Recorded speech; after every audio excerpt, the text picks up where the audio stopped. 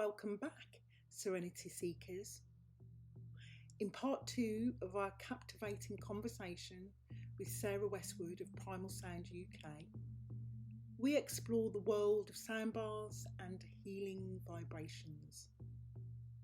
Sarah introduces us to the mesmerising instruments she utilises, including gongs, singing bowls, and my absolute favourite, the ocean drum, and so much more, each contributing to the symphony of relaxation and rejuvenation.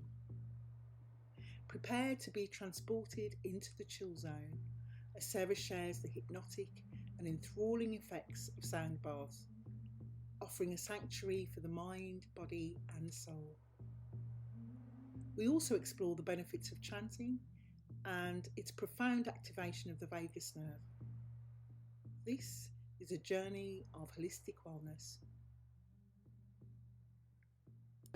First of all, the sound baths are it's called a passive listening experience, but it's not really passive, but only in the sense that, when I do my sound baths, I'm the one who's playing all the instruments, having all that fun. And everyone else comes and brings a duvet and a mat, lies down and gets cosy. And it's called a bath. It's the idea of letting sound wash over you. And so the instruments that we use are like the singing bowl here. So I'll just give you a little ding. And just hearing that is really relaxing. Yeah, it's beautiful, isn't it? Yeah. It's beautiful. So is it actually moving when you've done it is vibrating. Oh, yeah, okay. exactly. And you can hear it goes on for so long, doesn't it? Long sustain. So the idea of the sound bath, people use different instruments, but the most common are these singing bowls, which are usually from Tibet and Nepal. And then you have huge gongs as well, that people play, or that I play as well. Drums. So you have these different kinds of drums here.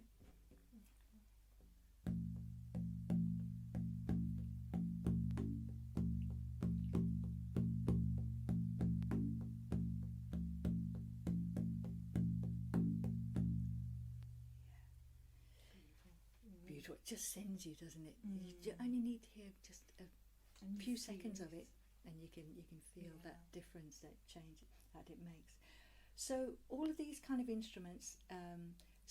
Some people play, and I play a bit of didgeridoo as well, and so and I play a whole range of chimes and other percussion instruments as well, and a couple of flutes. So they're all instruments that have a hypnotic quality, and so the idea of the sound bath is that. So I've been listening to some of there's a guy, Andrew Huberman, who does these YouTubes, and he's a neuroscientist, and he calls it non-sleep deep relaxation. And I think that's a really good way to describe what happens in a sound bath, that ideally you don't go completely asleep, but you hover just between waking and sleeping. Theta waves. Exactly, the theta waves, and so that is a really special state to be in, because it's supposed to be a really healing state where your mind becomes like really kind of floaty and creative, but also it kind of acts again as a nervous system reset. And again with the hormones, again it releases feel-good hormones, and especially it's really good for increasing your background levels of dopamine, which dopamine's all about your sense of motivation, in life. And so the difference between doing something like a sound bath and meditation is that with meditation you're bringing usually quite a bit of focus to your mind, but with a sound bath it is just a really deep relaxation where you can just really let go. And again, it's that sense of letting go of your self-talk. And so the kind of mesmerizing sounds just kind of it's a way to bypass all of your cognitive functions, your thinking brain, and just go deep into this beautiful, much more kind of connected and dreamy state, which is really healthy thing to do. So people have all sorts of different experiences doing sound baths, and for some people it's just very much just a very deep physical relaxation, and then they feel revitalized afterwards because of that. For other people, they might feel because it's our whole body is responding to the vibration. When you're in a live situation where you've got live instruments there, you're not only hearing it with your ears, but your whole body is covered in nerve sensors, and so you can start to actually feel, if you get into a really deep state, you can start to feel the sound actually coming in through your body as well, and you might get senses of energy moving through your body. Some people see colours, and some people really do go off on quite a journey and have all sorts of visions. So this is one of the other things that I do as well, is chanting. And so first of all, just going back to that idea about the vagus nerve, if you set up a vibration in your throat, so the vagus nerve, just in case anybody doesn't know, it's the longest nerve in the body, isn't it? And it connects the brain to, as you say, down the neck and the spine and into all the organs and the digestive organs. And so it's a fantastic communication pathway, and it's as I know you know, it's all to do with the parasympathetic nervous system, which is the rest and digest part of our nervous system. So if you stimulate the vagus nerve, then that's the effect that it has, as you know. And so when you use your voice, it can even be gargling, but humming especially sets up this fantastic vibration, which does absolutely stimulate the vagus nerve. And so it is a really fast way to deeply relax your body. So even, you know, and I get people to, we do this as a group. I'll come back to your thing about high sounds as well. So it's fantastic doing this in a group, because of course you've got the vibrations of everybody around you as well, and all interacting with each other. So it's a fantastic feeling. But even just by yourself, if you just notice that you're a bit hyped up and you just hum a little, it could be a tune or it could just be on one note.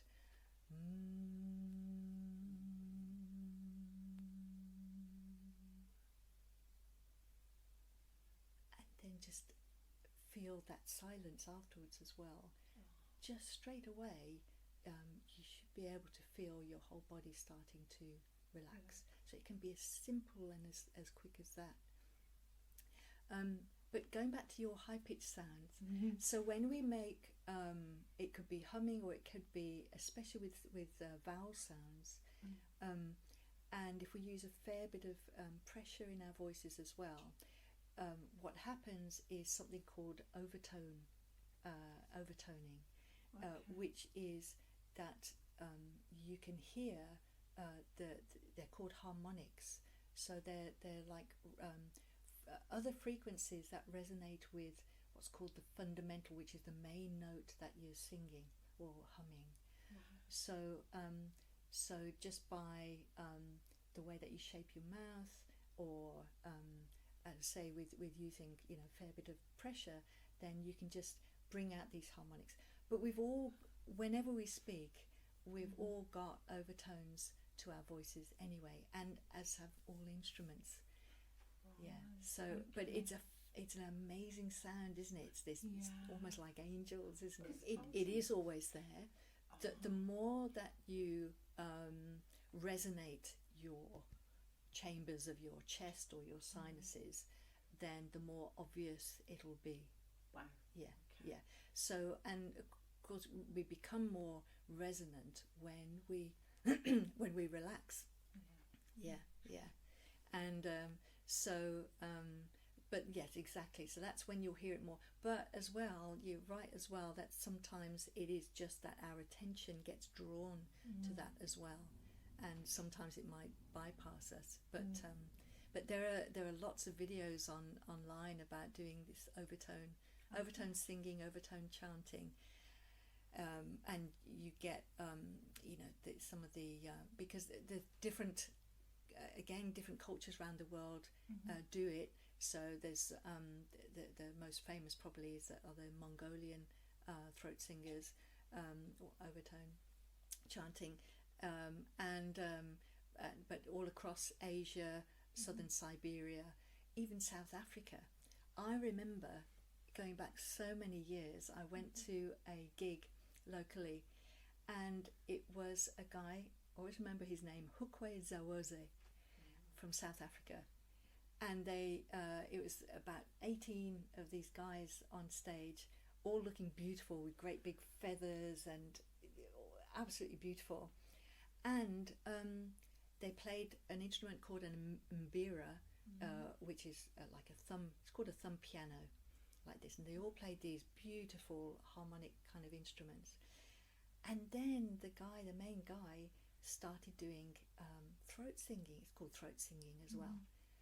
And I was completely fascinated. I thought, wow, what's he doing? How is he doing that? And it was that same thing about bringing out these harmonics. Wow. So, yeah. In connection with the piano that they were playing, is it because of the... was it just his voice? It was just his voice. It was just his voice. So the thumb pianos, they all kind of provided this bed of just this beautiful sound, beautiful harmonies and melodies, and then he was just singing over the top, but beautiful, absolutely amazing. But that, yeah, definitely. And then see, that got me into I properly came across chanting when I went to one of the most hippie places you might imagine, called Mount Shasta in California. I went there in my mid-20s, and there was a chanting group there that I'd never done it before, and I joined it, and we were just doing, it's called toning, where you just have just one note, or you might be making vowel sounds as well, and so simple. And again, I could hear all these harmonics, but the thing was, even after just a few minutes, my whole body was vibrating. I was astounded. Is that to do with the sound that you're making, and because everything else as well, and the environment that you're in as well? Wow. Yeah, okay. I think it's one of those things, and just like with drumming, when you've got a group of people all making sound, you imagine all these sound waves in the that's not what a sound wave looks like.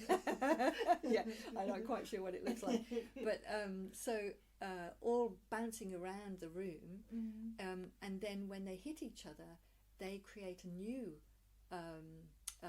frequency, and then again, that's what again brings out different harmonics.